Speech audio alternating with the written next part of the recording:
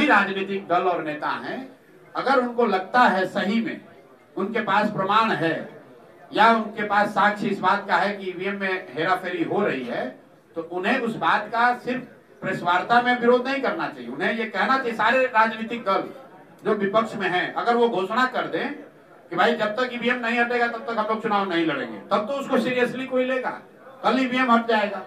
लेकिन ऐसा नहीं हो सकता है कि जब चुनाव जीते तो ईवीएम अच्छा है और जब चुनाव हार गए तो कह रहे हैं कि ईवीएम में अब ठीक नहीं है, तब जनता भी इसको सीरियसली नहीं लेगी। जहां तक मेरा अपना व्यक्तिगत मत है, मैं ऐसा नहीं मानता हूं कि ईवीएम को बड़े पैमाने पर हैक किया जा सकता है, ऐसा मैं नहीं मानता हूं। ईवीएम बदला जा सकता है, पहले जैसे बक्सा बदलता था वैसे आप ईवीएम बदल सकते हैं। वोटर लिस्ट में हेराफेरी हो रही है, वो सही बात है, हेराफेरी हो रही है। चुनाव आयोग भाजपा या केंद्र की सरकार की मदद करता है, वो हम लोग आज से नहीं 4 बरस 5 बरस पहले से कह रहे हैं। शेड्यूलिंग में मदद करता है, वोटर लिस्ट में मदद करता है, उनके प्रचार प्रसार में मदद करता है। एक शब्द आप बोल दीजिएगा, आप पर आचार संहिता लागू हो जाएगा, मोदी जी अमित शाह कुछ भी बोलकर चले जाए, उन पर कोई कार्रवाई नहीं होगी। तो मदद करने के लिए और कई तरीके हैं।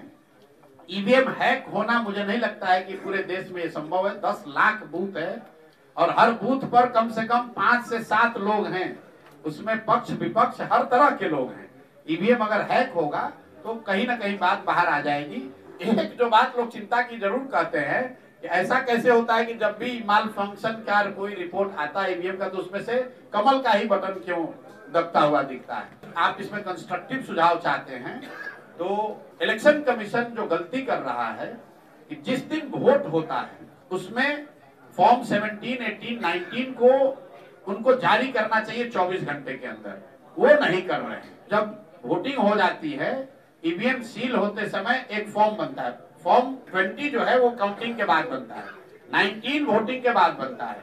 तो जब 19 आप जारी नहीं कर रहे हैं तो शाम में बताता है कि 56% वोट हुआ और काउंटिंग हो रहा है 62% का।